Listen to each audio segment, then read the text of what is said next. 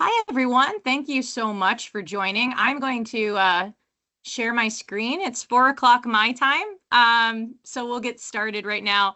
Welcome and thank you for attending Culinary Arts for Florida, How to Manage Successful Lab Sessions with Chef John Draz. My name is Abby Hess, and I'm the Marketing Development Manager at GW Publisher.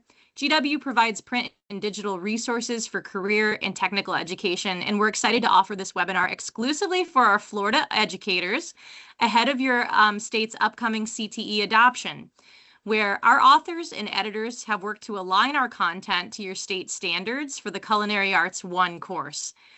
This title is also aligned to the American Culinary Federation certification, which is part of Florida's CAPE list. Now, before we get started, a few housekeeping items for today's webinar.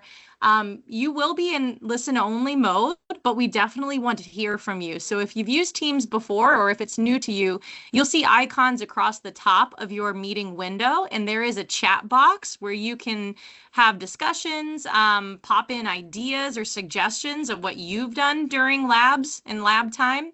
And there's also a Q&A icon that it has a little question mark on it. If you have questions that you want John to answer throughout, please pop your questions in there.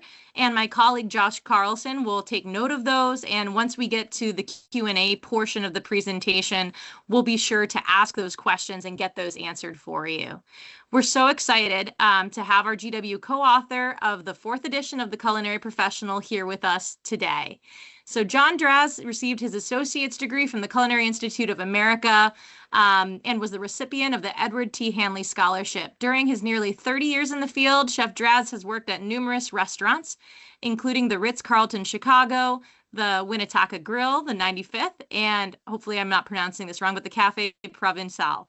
In 1983, Chef Draz was featured in the PBS television series Great Chefs of Chicago. He was a founding faculty member of the Kendall College School of Culinary Arts in Evanston, Illinois.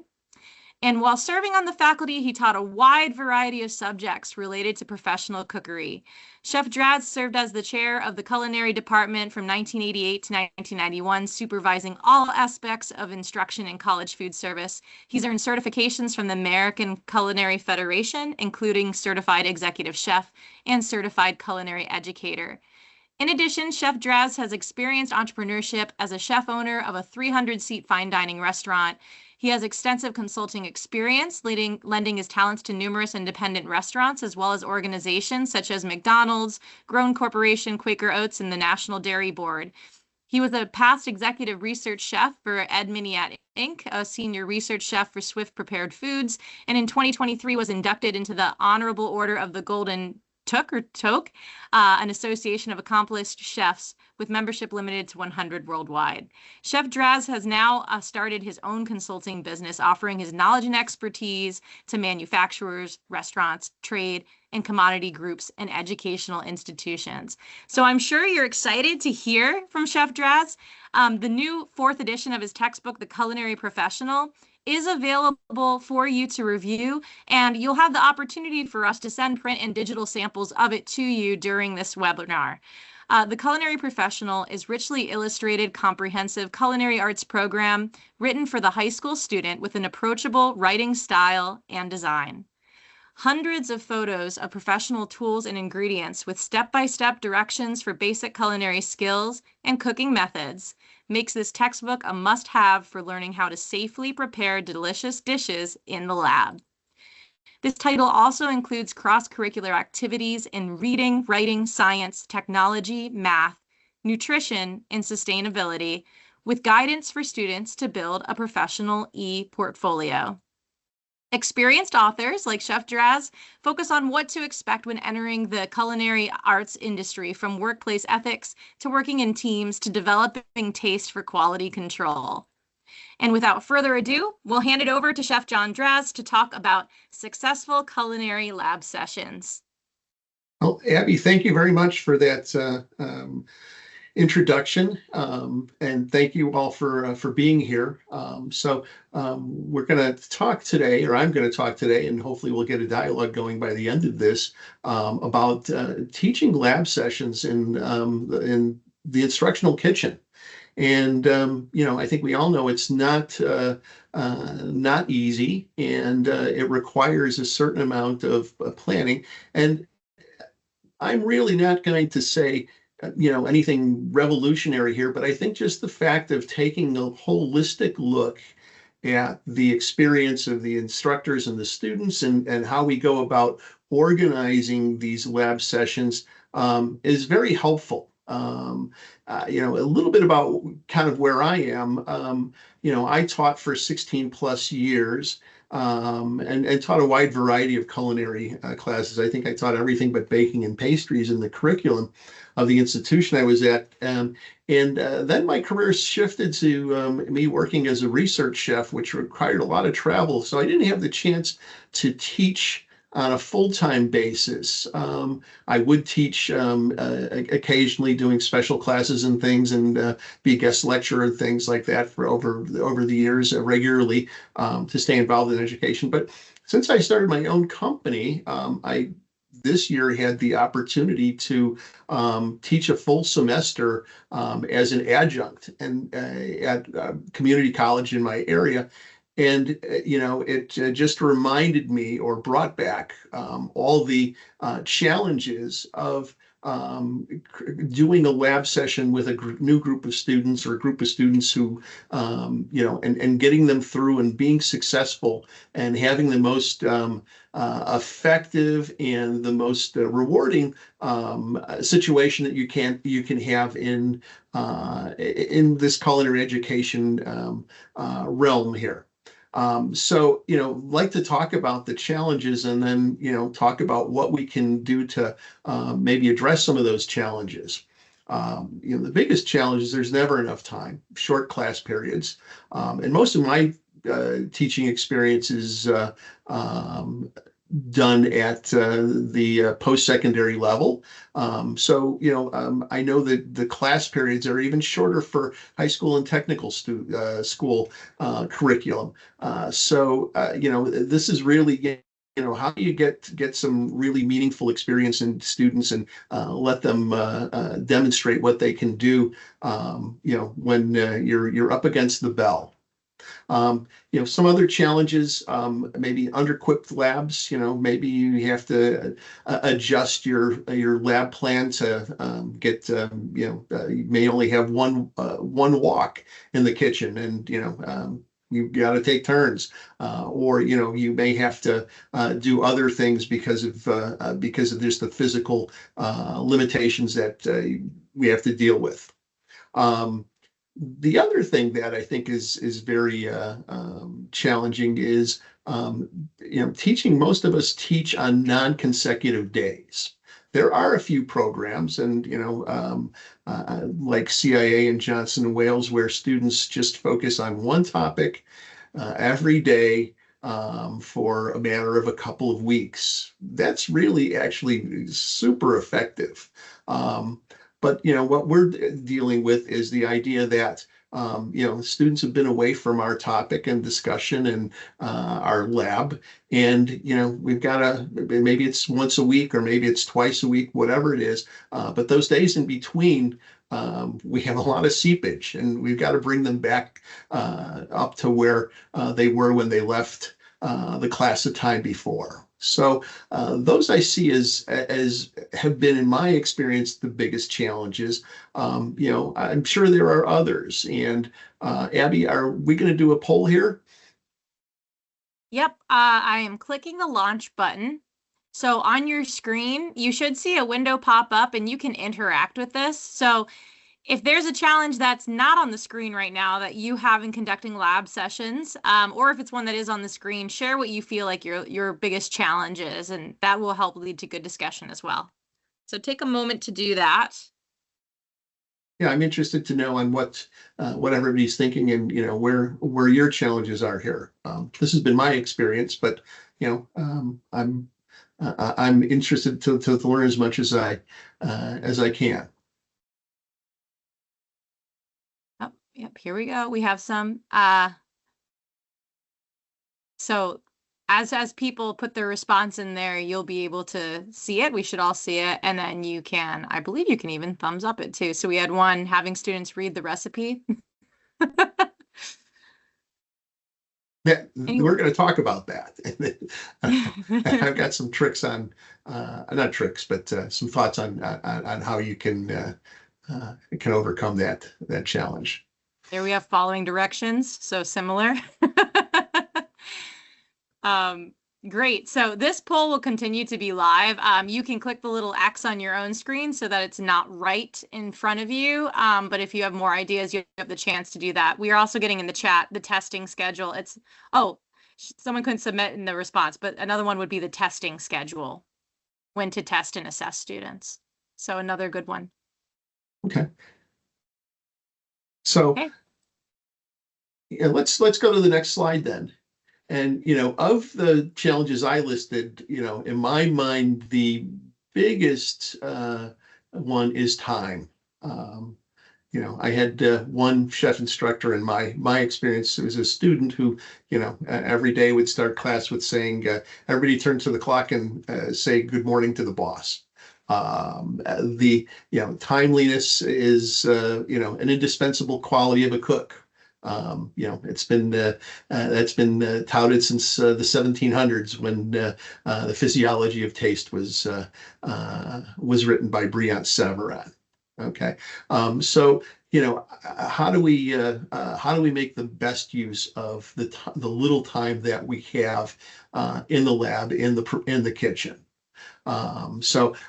First one is starting sessions on time. I've done this both ways where, there's always stragglers who come in, and do you wait for them? So you're only saying what you need to say once, and get everybody together. And, you might waste as much as 4 or 5 minutes of valuable class time. I think over the years, I've come to the conclusion, my own personal opinion is, start on time. And, when that person's missing the first 3 or 4 minutes of instruction, and it happens a couple times, they're going to hopefully, and at least in my experience, they make an effort to maybe with a little bit of reminder and a little bit of direction, but they make an effort to be there on time and be where they need to be when they need to be there. One of the aspects of culinary arts, both in instruction as well as in the professional kitchen, is the idea that every time we do a task, or every time one of our cooks does a task, we should be consciously striving to be more efficient. Do it in less time, and do it more accurately. And you see above the stopwatch there, I have long believed that, at least in culinary arts, we talk about skills and developing skills. We start with accuracy, but we advance skill by maintaining that accuracy and doing it more efficiently. Whether it's knife work, whether it's sauteing, whether it's pastry work, how can I be more efficient every time I do that task? And that's something that I think, if you can instill that in your students, it will help them not just in their culinary education, but in their culinary career, because it's really, a very fundamental part of getting to become a more skilled cook or chef. We have very short class periods, and the one solution is breaking recipes or tasks or labs into multiple sessions. I think probably one of the best examples of one of the most challenging labs to plan for is, something that's a long cooking process, like say maybe doing a pot roast or a braised beef. Where you've got, knife work at the beginning, you've got prep, you've got searing, then you've got slow moist heat cooking, and then you've got finishing the dish, the sauce, and garnishing it perhaps. There are very few things in cooking that can't be started and stopped. And essentially do this in the professional kitchen. If you think about how large banquets are done, prep for banquets, large banquets maybe starts 2 or 3 days ahead. And, that dish or those dishes that are being served, different steps are done along the way up into, the final cooking of it right before right before the event. If I'm doing pot roast, there's nothing that says I can't do all the knife work one day. We can't do we can maybe even get searing and braising start to simmer. And, it may not be fully done. We can stop it, chill it, and restart the process again and finish the recipe. And it may take us more than one lab session to do it. One of the challenges of doing this is, do you have enough storage space to keep people's recipes? Do you have enough equipment that you can tie up pots and pans to hold the product in? Another thing is, if you've got a blast chiller, that's really helpful for starting cooking process and stopping it, chilling the product down very quickly so that we don't leave our product in the danger zone for too long. So whenever you can. And I would say, again, the cooking process, I think maybe the exception to this is baking. Once your meringue is whipped, you got to go with it. Once your dough is proofed and your yeast is where it needs to be, you've got to go on to the next step. So, pastry chefs and pastry exercisers are probably a little bit more challenging in those days. But in the terms of cookery, there's no reason to not think about or stop and think about where can I, divide this recipe into steps to be done over more than one lab session. The last thing I think that we're going to talk about, and I will go into more detail about this in one of the later slides, is students, having them create an itinerary, having them create a timed plan for how they're going to use their time in the lab beforehand.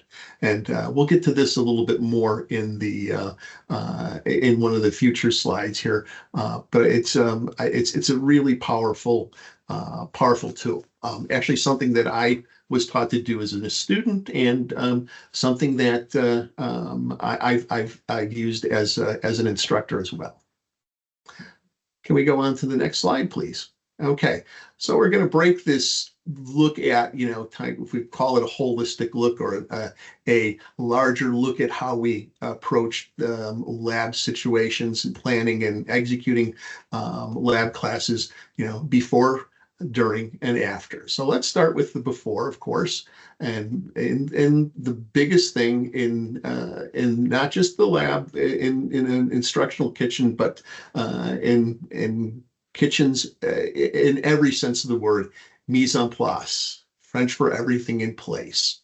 And it is really, in kitchens, it is a religion. It is a philosophy that anybody who's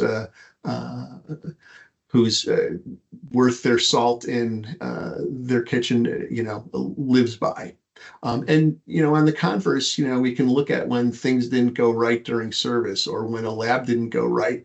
And 9 times out of 10, I would say it was mise en place. We didn't have the right preparation. Okay. And I believe in this. And, even before I got into cooking professionally as a Boy Scout, the Boy Scout motto is be prepared. Preparation is everything.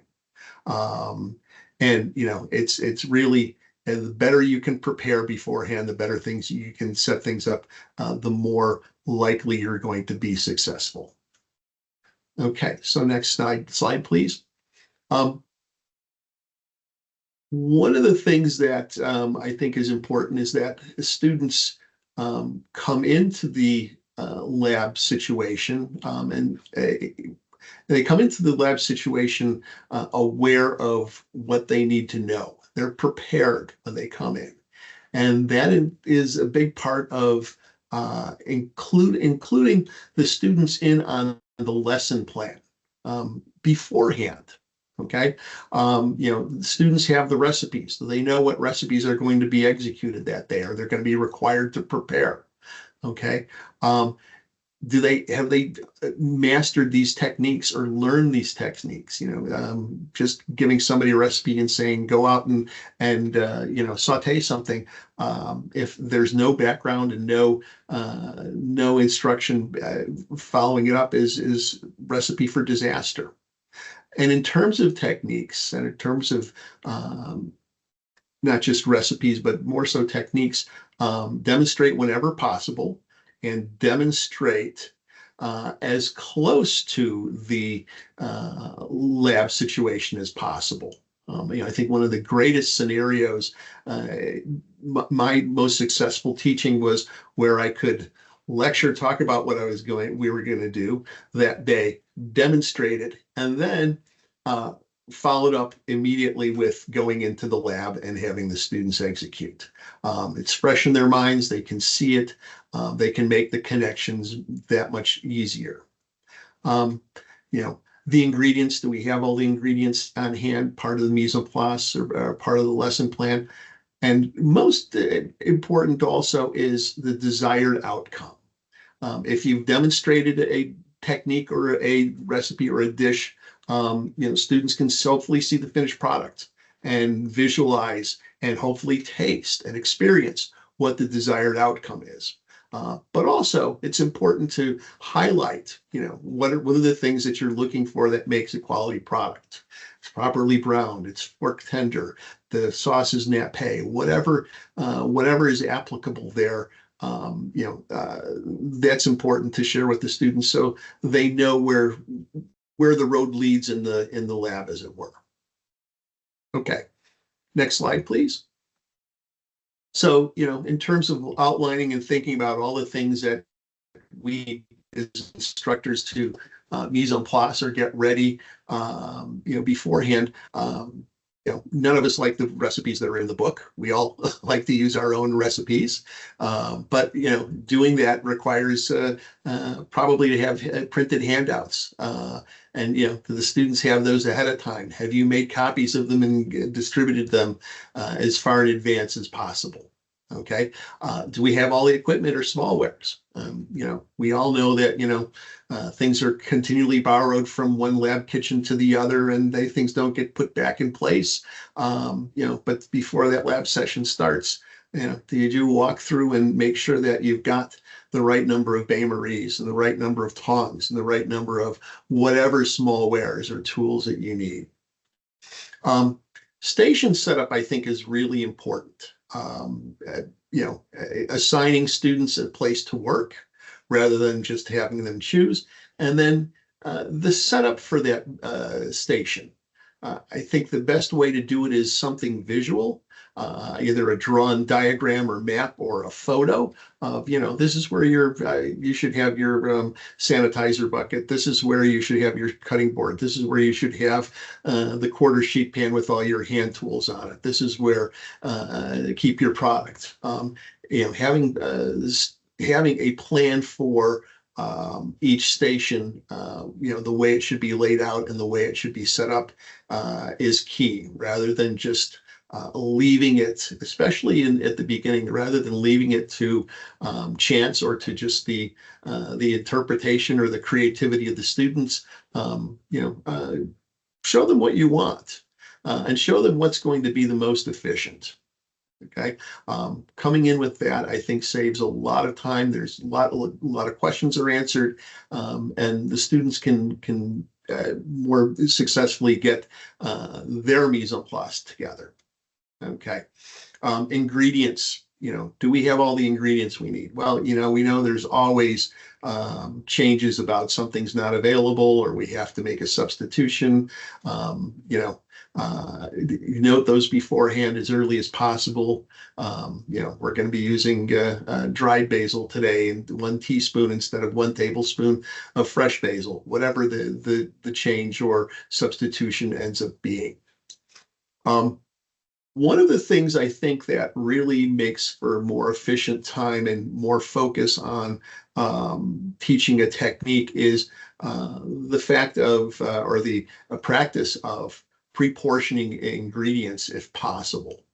Now, that's not to say that measuring ingredients being able to tear a scale or measure ingredients by volume, and setting up, your own mise en place is not a valuable skill and is one that we should teach. But I think once that skill has been mastered, if I weigh, the fact that somebody's going to measure a teaspoon another time against, well, maybe I'll get an extra 10, 15 minutes in the lab session by having product pre-portioned, or having the mise en place pre-done. I think I would go with the gaining that time. Maybe I wouldn't do it for, say, a final test where you want students to be responsible for, every aspect of the whatever they're preparing for their practical final. And we may want to make sure that, proper measurements are part of the plan for that lesson.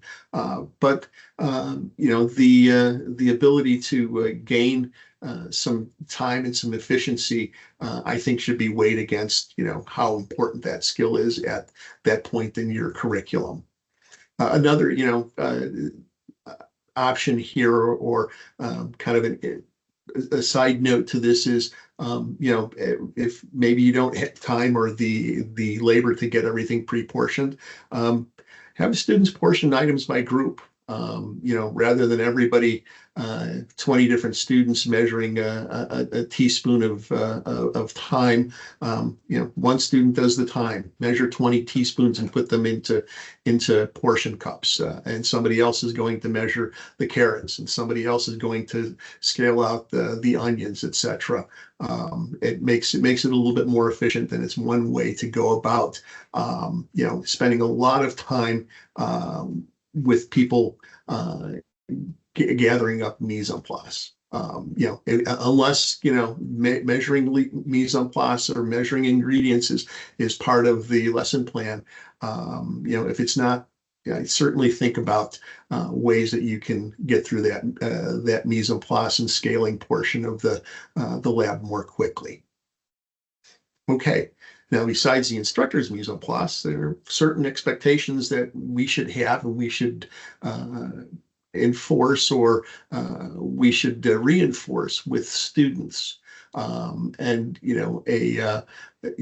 it's preparedness. It's what we very often refer to as professionalism. You have the right uniform for your program? Do you have the right tools, the tools that you're responsible for? This is a professional preparedness. Do you have the right uniform? Is it clean? Is it in order? Do you have all the parts of it? Do you have two side towels? Do you have an apron?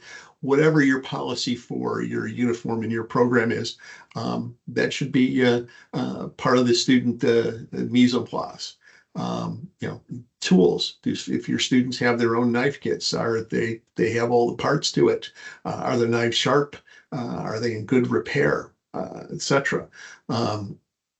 We just talked about creating a diagram or a plan for setting up workstations. The students, without having to be prompted, come in, and are they able to set up their station properly, have all the proper elements there. Go back to the top here, a little bit about beginning versus advanced. These professionalism aspects at the very beginning of a program, for beginning students, I think it's important that these are points that are earned towards their performance grade. You get so many points for your uniform, so many points for your knife kit, so many points for setting up your station. At a certain point, this behavior becomes ingrained, hopefully, and in advanced classes, it's not really so much, we don't want our advanced students earning points for doing, simple, basic expectations as professionalism is. But at some point in a program, that needs to be an expectation. And rather than earning points towards doing those things, it becomes a deduction from the grade if they're not, those behaviors aren't exhibited. So, I think there's two different ways to do this. And in my experience, especially with, the first term, first quarter, as you're trying to build that sense of professionalism, it becomes part of the what you're working towards. Later on in most programs, I think it becomes an expectation, and I think it should be treated that way in terms of the way grades are assessed and what motivates students for the grade. So the last one on this list here is recipes, and somebody mentioned already, thankfully, not thankfully, but I agree with, getting students to read the recipes and getting students to have the recipes. One of my colleagues came up with a really what I thought was an effective method for doing this. Aside from having the students know what recipes are going to go for each lab session and reminding them of everything, the idea of this instructor would never pick a recipe that was for the right number of portions or the right size batch for the lab. And he would require, as part of the preparation for the lab, have students scale the recipe. And not just scale the recipe, but write it out on a blank recipe sheet with the old and the new conversions, and rewrite the steps for the method for the recipe. This way, students really have to read the recipe in order to do the conversion and to rewrite the instructions. So I think there's ways to do this, and I thought that was something I hadn't thought about, and I thought was a very effective way of getting students to prepare for the recipes before coming into the lab. And I mentioned that he used a blank recipe sheet, which I thought was really good. When I first started teaching culinary arts, electronic devices weren't really an issue. But in this latest round of teaching, students are, not necessarily writing the recipes out on paper or copying them or printing them up on a printer. They're showing me they have their recipes on their cell phone or on their tablets. And I know there are some programs that actually operate through using electronic devices in the kitchen. And I'm not sure. I'd kind of like to get some opinions on from people on whether it's been useful for them or effective or not. In my case, my experience has been it was very ineffective. Students who were using these devices spent a lot of time scrolling up and down, looking for the material on or their screen would shut off automatically and they'd be turning it back on, maybe with greasy hands and all kinds of, it was really kind of a waste of time. So this last class I gave, it was a small class, it was under 20 students. So I gave everybody in the class two things. I gave them a page protector, a plastic page protector, and a little, they've all seen these magnetic clips that for memos and things like that. And said, this way, the kitchen we were in, every station had a metal shelf over it that the magnetic clip would clip to. Could hang the recipe or the instructions or your itinerary on the clip right in front of you at eye level. Never even have to put down your knife to look at it, so that it's low tech, but it's very effective. So rather than spending a lot of time going through your laptop or your tablet or your cell phone, that's where your recipes are. Go old school. It's simple, but its simplicity makes it that much more efficient. So I'd like to hear other people's thoughts on whether electronic devices are a hindrance or a benefit to productivity in the lab. So let's go to the next slide then. So, online printable recipe collection. Oh yeah, so we do have with the textbook, we have recipes online and they're printable and they're also scalable online.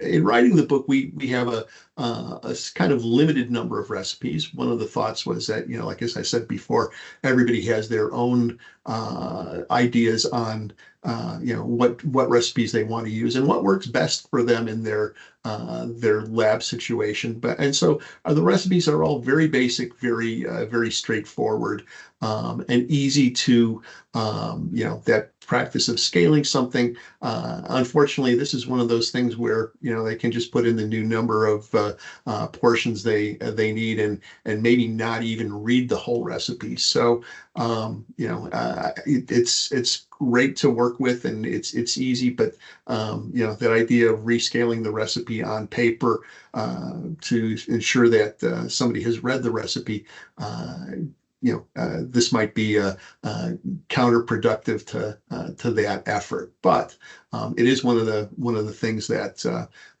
we're proud of with the textbook is that these are available online and they're easy to use and easy to replicate and print up. Okay, next slide. So the idea I mentioned earlier about a student itinerary for the lab session. They know what recipe or recipes they're going to be making. And I think it's very useful to have students create one of these, or possibly I've done it in a situation where you kind of do this as a group exercise. How much time are we going to need to do this part? How much time are we going to need to do this part?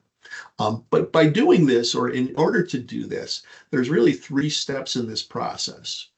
One is listing all the tasks, okay, which is easy enough. But sometimes it's the idea of the importance of checklists. Students just listed all the tasks. They might not miss one.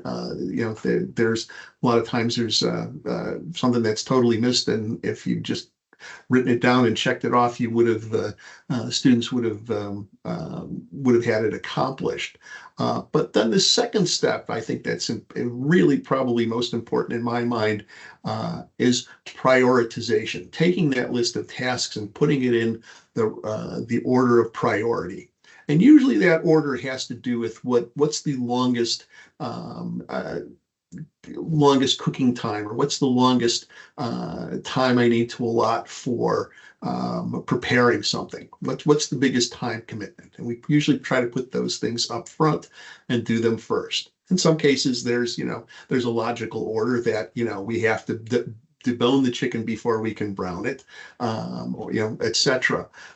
So the logical order and trying to do the longer tasks more early is really the idea of prioritization. And this is a really good exercise for students to get. It really makes them think about what they're doing, why they're doing it, and how they can do it most efficiently.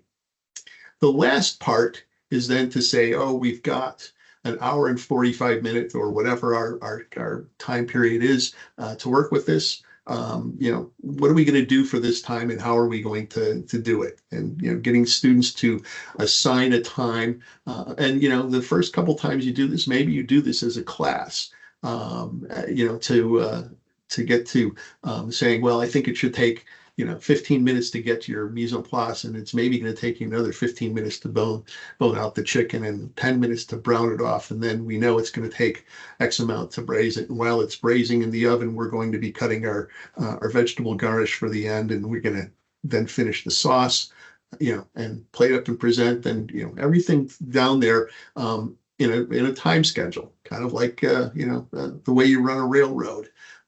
This is really I think effective. It's in order to do this, students have got to go through identifying the tasks, putting them in proper order, or prioritizing them, and then allotting a certain amount of time for them. And it doesn't mean that they're going to hit every one of these on exactly on the mark, but they know that if it's 10:35 and they're still boning their chicken, they need to step it up.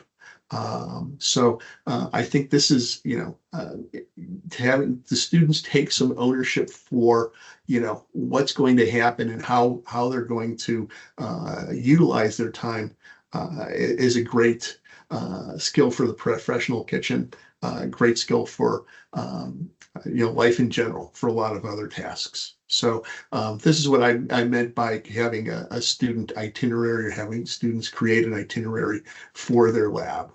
Okay. List of tasks with the time. And then during the lab session. Okay.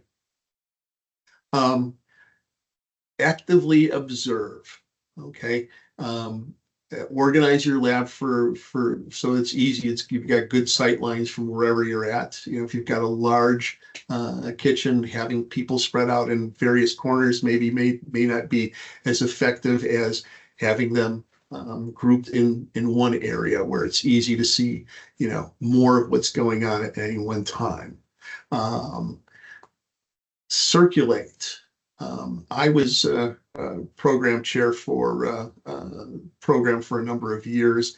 And as the department chair, one of the most distressing things I would find would be to walk into a lab session and have an instructor sitting at the desk or table up front. Yeah, they're watching students. They're in sight lines. They can see the students, but what are they doing? They're grading tests while the students are working.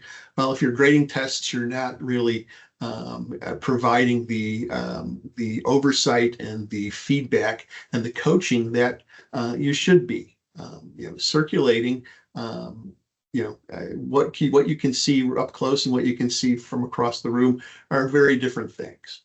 And going from student to student, station to station, continually walking around, makes you an active part of the lab.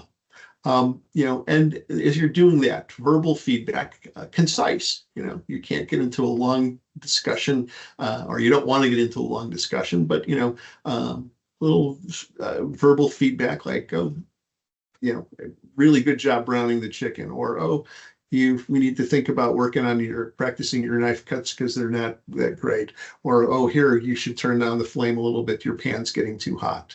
That little bit of coaching is important in interaction with the students and bringing them along. There's always the question of how many students in a lab situation can one instructor manage effectively. I have my own opinions on it, but I think there's a number of variables. It depends on what is being taught, what level the students are at, the facility, how easy the facility is to work with. But at a certain point, we, you either have to break it, the lab class up into smaller groups, or you need to have more than one set of hands and eyes to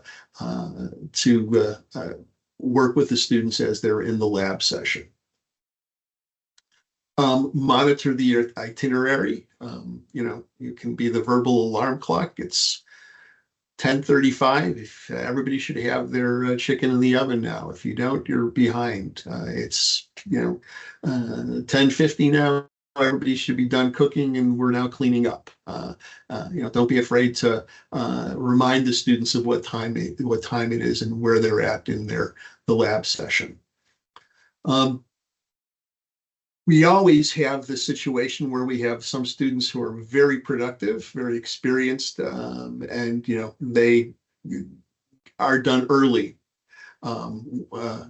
And on the other hand, we have students who continually are challenged by trying to complete things in the right amount of time. In both instances, maybe there should be something in the back of your mind about what you do in those situations.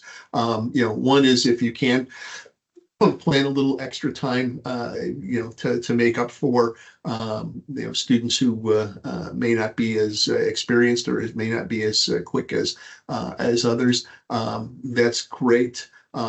Or the other thing is, is there something that you can jettison from, it's getting towards the end of the lab and the students are behind, what's the least important thing there that you can maybe tell them not to do, and focus on the more important parts of the lesson. And then there's, extra, what do you do if the students were done early, rather than, having them sit or watch or whatever, keep them engaged. Maybe it's so, hey, great, your dish is done. Now we've got 15 minutes before we need to clean up. Why don't you show me 2 different plate presentations that you could do with this dish, whatever it is. It might even be as simple as extra knife practice, practicing some basic skills. Whatever it ends up being. Be prepared for those situations, because those are the students that usually want more, and I find it's rewarding to be able to give them as much as they can handle. Always plan for a time to evaluate the product, or to evaluate the lesson, and to review product, and build in cleanup time. I'm sure we've all been in a situation where, lab is over and we're doing pots and pans that didn't get done because there wasn't enough time. And, with every pot and pan that you scrub or clean and put through the 3-compartment sink or the dishwasher, you're probably thinking to yourself, rightly, what went wrong, and what can we do better to make this not happen again. So, some thoughts about, how to handle things during the lab situation, or lab session, I should say. Afterwards, before the students leave class, before they're dismissed, but after the task at hand is done, as I mentioned in the previous one, time for recap and review. We all know that, the more immediate the feedback, the better it is. It's fresh in our minds. We're maybe just still looking at the product that we're evaluating or talking about on feedback. And it should be a dialogue. Here's what I see, but what was your experience? Or students, it's great to have them, talk about, hey, tell the class what problem you ran into and how you solved it. And again, a balanced evaluation, talking about the wins as well as where improvement is needed. And this all takes a few minutes. It takes some time, but we have to plan for it. If possible, before students leave class, start thinking about the next class. If there's handouts to be given, or just a review of next time we're going to do this and this and this. Think about this technique, and this technique. Anything you can do to prepare for the next lab session, I think is great. It's thinking ahead. It's the way we work in the professional kitchen. We're looking at the next day's service when that day's service is over, and what can we mise en place? What can we get prepared? Can we set up the stations or put the equipment in a particular order to make things quicker? Maybe it's a time where you can do some preparation or some measurement of ingredients for your next session. Again, it depends on how far in advance is your next session, and how much storage space and how much storage vessels do you have for doing pre-prep on ingredients, etc. But that's really, I think thinking ahead and getting the students to think ahead about what's going to come up is one of the keys here. So, next slide. So, we have a question and answer tab up on the top of the toolbar. Josh, do we have any questions that have been put there that I can maybe address or not? Yeah, thanks, John. Thanks, John, for that great presentation. The first question we have is, how do you handle someone with dietary restrictions? I think there's always a substitution, but it's obviously something you need to know about it in advance. And you can plan around whether it's a somebody who is a vegetarian, or it's somebody who has an allergy to a certain ingredient. Uh, Again, that going back to mise en place, if we know about it in advance, and we can make a substitution. It's great to know these things about your students in the first class session about who has any allergies or who has any food aversions, that you can do that in advance. The worst thing is, I one time had a student go into anaphylactic shock because she was standing next to somebody who was sauteing shellfish.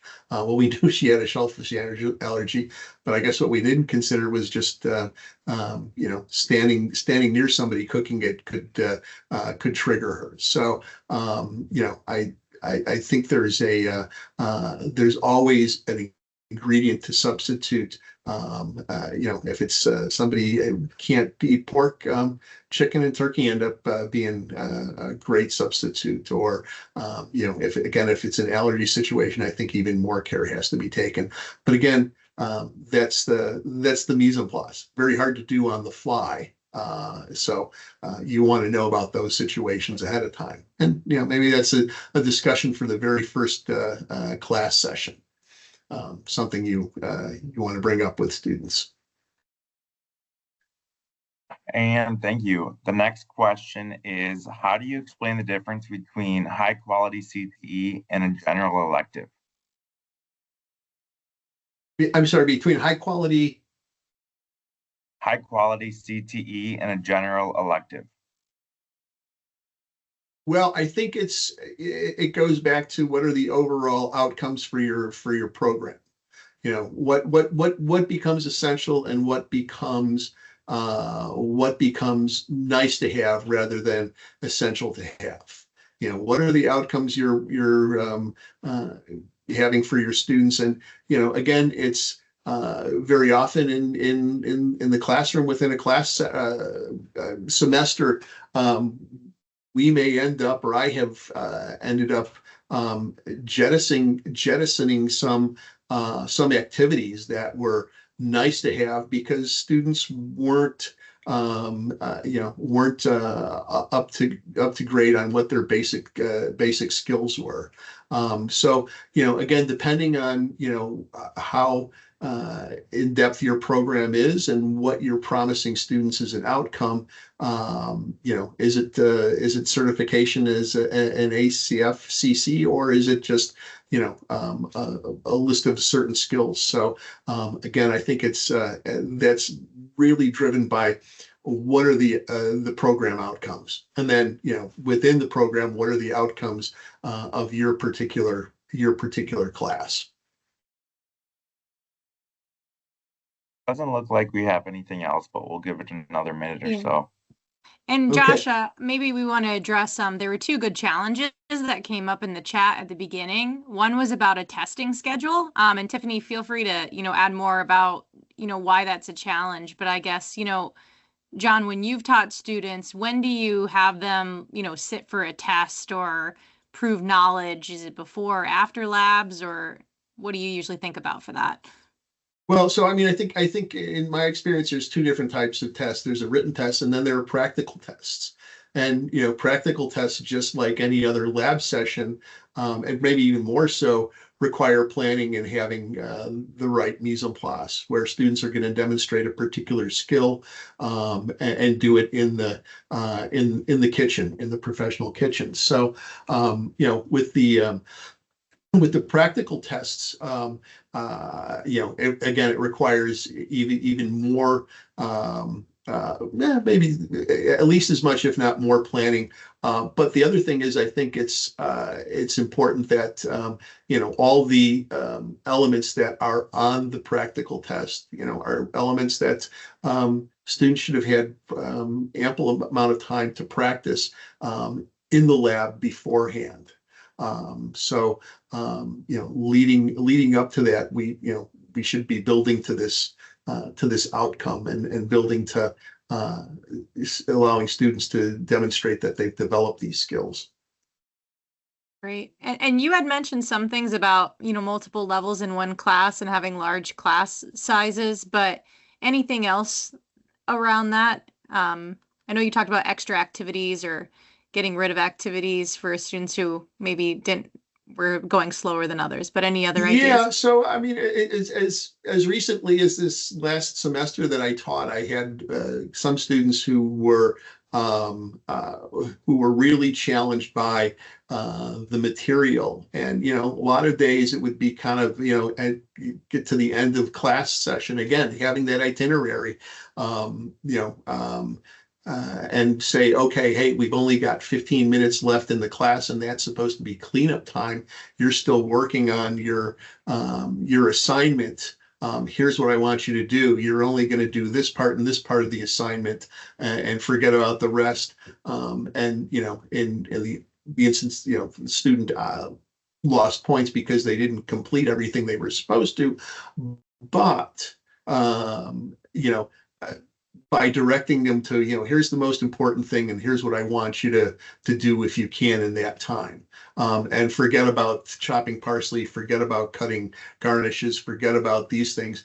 I want you to just show me that you can get the product cooked to the right degree of doneness. That type of thing. You may have to make some hard choices about what's most important, and what's really the crux of the lab session. Great. Yeah. And Tiffany actually talked a little bit more about her struggle with the testing. So it sounds like, she might have a plan that they're going to cook a lab one day, and then all of a sudden they're told that a large percentage of the students have to be out of her class for testing that they have to do. Standardized testing. Okay. Yeah, or I'm sure, there's other reasons why you have a plan for all students to do something and then some students aren't there. So like, what's the strategy? Do you continue with the students who are there? And then how do you help students make up for missed time?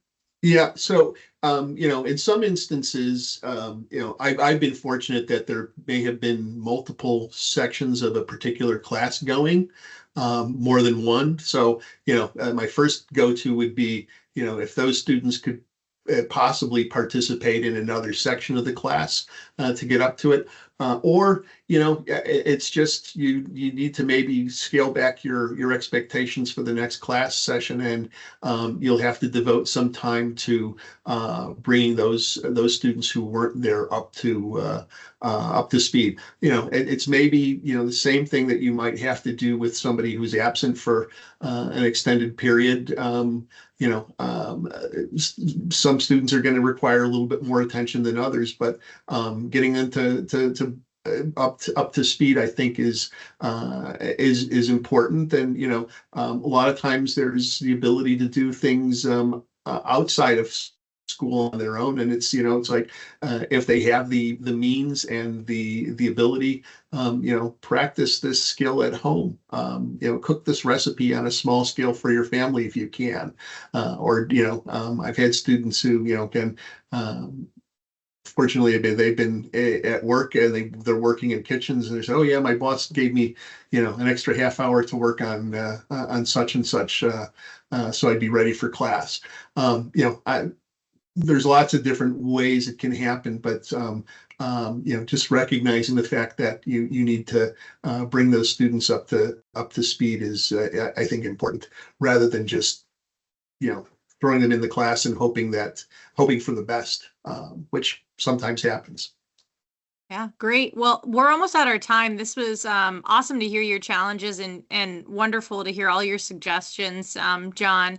I just want to let people know, if you've attended this whole thing, if you would like a certificate of attendance to send to an administrator that you've done a 1-hour online training with Chef John Draz, we're happy to send that to you. Just email me at ahess@g-w.com. I'll put that in the chat. Everyone will also receive the recording from today if you want to look back on it. And In addition to that, if anyone would like a sample of the Culinary Professional, you do receive the sample of the online instructor resources. So in addition to the content itself, obviously there's a lot of prep for culinary arts teachers in preparing for your labs and your lessons. A lot of that work is done for you with full pre-created lesson plans, foods lab rubrics, guided worksheets, test banks, and PowerPoints. So if you'd like to review any of those things, you can, in the chat right now, say yes, and we will send you the online version to review. If you'd like a print text sent to you to review, we can also send that. Just let us know in the chat if you'd want a print or digital portion to review. Great, Tiffany says yes. Anyone else, we can send that to you. And we appreciate your time. And we appreciate you, John. Thank you so much. Well, thank you for the opportunity, and thanks everybody for attending. And I hope this this just gives you a little bit different way of thinking about how to plan for your lab sessions. Wonderful. Yep. So great. I see some people saying yes. We'll get those samples sent out to you, and then you'll also see. You'll also see the recording coming maybe 24 hours from now. And John, one of the instructors, Brett, says that he utilizes this, and these are great resources. So you've got a fan here already. Well, thank you, Brett. Awesome. Okay. Thank you, everybody. Have a wonderful evening. We appreciate it.